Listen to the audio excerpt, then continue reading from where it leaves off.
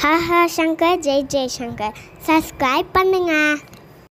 இந்த மகா சிவராத்திரி நாளில் நம்ம விரதம் இருக்கும்போது 21 தலைமுறை பாவமும் தொலையும், தெரிஞ்சும் தெரியாமல் செஞ்ச அத்தனை பாவங்களும் தொலையும், சாபங்கள் தீரும், நோய் தீரும், அத்தனை கஷ்டங்களும் தீரும். இப்படிப்பட்ட சக்தி வாய்ந்த மகா சிவராத்திரி நன்னாளில் எப்படி விரதம் முறையாக இருக்கணும் அப்படின்ற ஒரு வீடியோ நான் அப்லோட் பண்ணியிருக்கேங்க. டிஸ்கிரிப்ஷன் பாக்ஸில் லிங்க் தரேன். மகா சிவராத்திரிக்கு விரதம் இருக்கணும்னு நினைக்கிறவங்க இந்த லிங்க்கில் போய் பார்த்துக்கோங்க. இப்பேற்பட்ட ஒரு நல்ல நாளில் விரதம் இருக்க முடியும் அப்படின்னு நினைக்கிறவங்க கண்டிப்பாக விரதம் இருந்து நீங்கள் வழிபடும்போது தோஷத்தோடு சேர்ந்து வரதுனால இரட்டிப்பு பலனாக கிடைக்குங்க.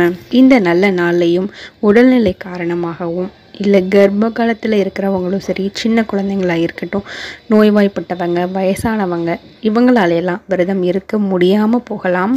அப்படிப்பட்டவங்க இந்த ஒரு மந்திரத்தை சொல்லும்போது விரதம் இருந்த ஒரு பலன் கண்டிப்பாக கிடைக்குங்க. நம்மளோட தந்தையான சிவபெருமானுக்கு நம்மளோட உடல்நிலை காரணமாக நம்மளால் விரதம் இருக்க முடியலன்றது தெரியாமலையா போயிடும்.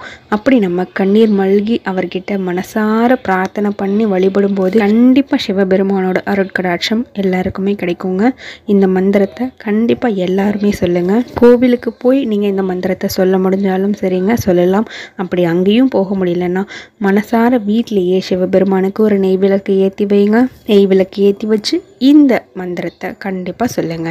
அந்த மந்திரம்: ஓம் ஸ்ரீ பவாய நமக, ஓம் ஸ்ரீ சர்வாய நமக, ஓம் ஸ்ரீ ருத்ராய நமக, ஓம் ஸ்ரீ பசுபதையே நமக, ஓம் ஸ்ரீ உக்ரையே நமக, ஓம் ஸ்ரீ மகாதேவாய நமக, ஓம் ஸ்ரீ பீமாய நமக, ஓம் ஸ்ரீ ஈசானாய நமக.